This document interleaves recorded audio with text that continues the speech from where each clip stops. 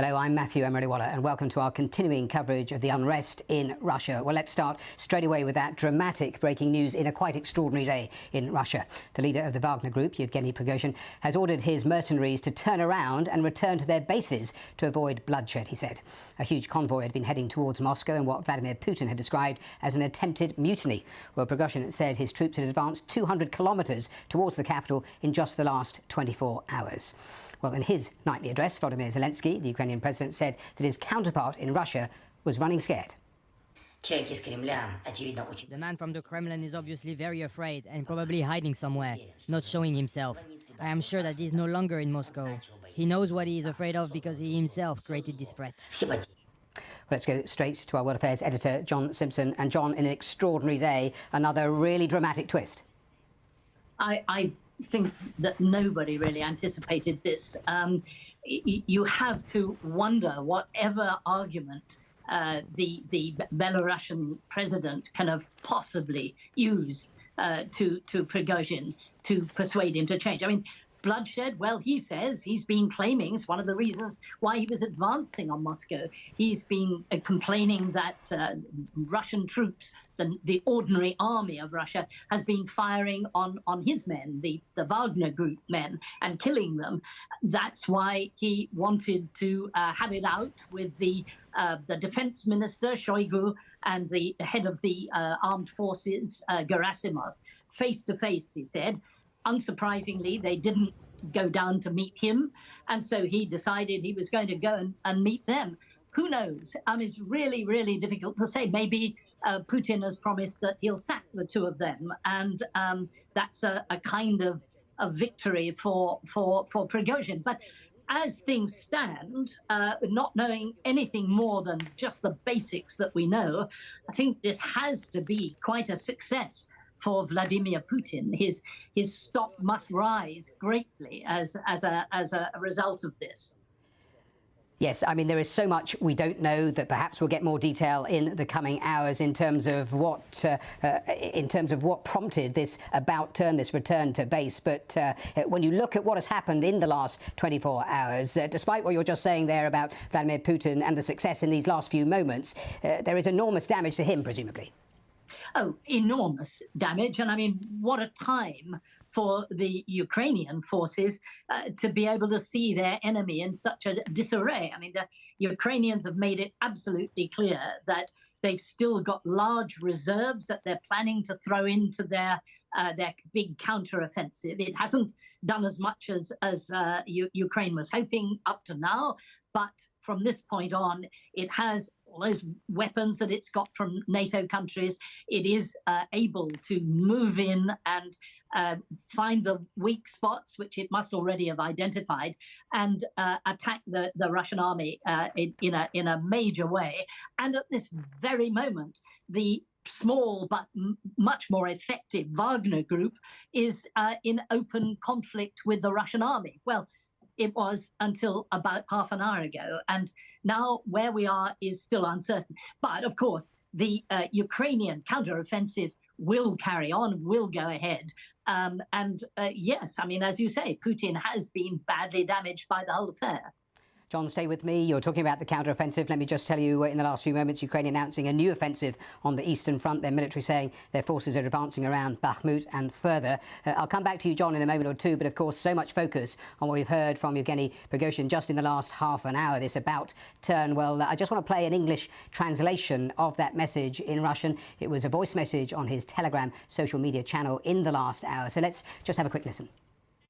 They wanted to disband the Wagner. On June 23rd, we went out on a justice march. Within a day, we were just 200 kilometers away from Moscow. During that time, we did not spill a single drop of blood of our fighters. Now the moment has come when the blood can be spilled. Therefore, understanding all the responsibility for the fact that Russian blood will be spilled on one of the sides, we're turning our columns back and leaving in the opposite direction to the field camps according to the plan. Well, let me bring John back in. And John, as you were saying a little earlier, so much of his anger over recent days and weeks have been aimed at the defence minister, also the head of the army. It had never quite got to Prigozhin against Putin directly, had it? Well, it didn't, but I think it was there all the time. And the name of Putin was sort of hovering in the background. It really is very hard to think what President Lukashenko of Belarus kind of offered to Prigozhin. Must have offered it on Putin's say-so. But I mean, it's not impossible, and we'll have to wait and see whether this actually happens, that both Shoigu, the Minister of Defense, and Gerasimov, the head of the armed forces, will now be sacked. It's hard to think of anything else big enough, really, that would make Prigozhin just say, okay, no more blood to be spilled. I'm out of here. We're going back to our positions. John, for now, thanks once again. Let's go straight to the newsroom to our security correspondent, Frank Gardner. Frank, what is your assessment of what we've seen in the last 60 minutes or so? Well, I think you have to ask the question, is it all over for this man, Yevgeny Prigozhin? Because really, by saying that he's turning his troops back, that's an admission of failure. Remember that he laid down his terms, which was he wasn't going to budge until the Defense Minister Sergei Shoigu and the Chief of General Staff, Valery Gerasimov, came to meet him in Rostov-on-Don. That hasn't happened. Some junior officials or junior military officials did come to see him, but he didn't get what he wanted. So I would say that this is 1-0 to President Putin, and that however that conversation went, the net result is that Prigozhin is backing down. I wouldn't want to put a lot of money on his political future right now, because the fact is that he probably expected people to rise up and join him. That didn't happen. I very much doubt he had the full 25,000 troops that he talked about at his disposal. Wagner, yes, has those troops, but they're scattered around in different locations. And the FSB, the State Security Service, is not with this man. It's with President Putin, and so is the General Armed Forces of Russia. So Prigozhin was heavily outnumbered. He's overreached himself. There will now be some kind of negotiations, but remember, there is an arrest warrant out for him. It's a tricky one, this, because the Wagner Group has been immensely useful to the Kremlin. President Putin has been able to use them as a kind of arm's length, doing the dirty work for them in places like Mali, Libya, Central African Republic, Mozambique, as well, of course, as Syria and the Donbass in Ukraine. So it's not really in Russia's interest to dismantle them. They are one of the most effective fighting forces on Russia's side. But I can't see how President Putin could ever again trust Yevgeny Prigozhin. It's rather like the owner of an attack dog, of a Rottweiler, or of a really tough dog that turns around and bites its owner. So President Putin was visibly angry in that address that he gave earlier today, when he talked about betrayal and a stab in the back. He's not somebody who's going to forgive this. I think Prigozhin's military and political future must now be over. What does it say about Russian vulnerability, though, that he was able to make the advances he made, as he says, 200 kilometres in just 24 hours? Deeply embarrassing. I mean, not only that, but the fact that he's able to cross the border and take Russian Southern District military headquarters in Rostov-on-Don without a shot being fired. Nobody opposed him. So the fact is that even though Prigozhin looks like he's beaten in this, some of the things that he's been saying must resonate with a lot of Russians. Remember that he's been railing against what he calls the fat cats up in Moscow, the oligarchs, the people who've managed to dodge sending their sons to the front. And he said, all the while, look at it, I'm surrounded by dead bodies. You don't care about them. All you care about is YouTube videos for your sons and daughters and your nice parquet-lined dachas and so on. I mean, these are his words. He's really been vitriolic about it.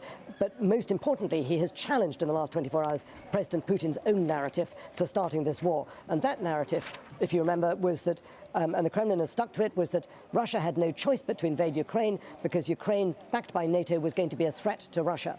He said, that isn't true. This invasion was started in order to promote Sergei Shoigu from general to marshal and to enrich the pockets of the oligarchs. Those are his words. So, no, not everybody in Russia watches the Wagner's Telegram channel.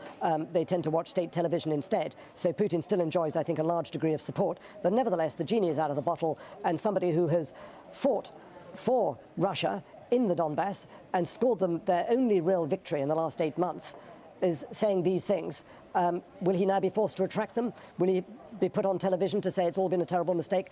I don't know. The next 24 hours is going to be quite interesting. But for now, this mutiny, certainly the steam appears to have been taken out of it.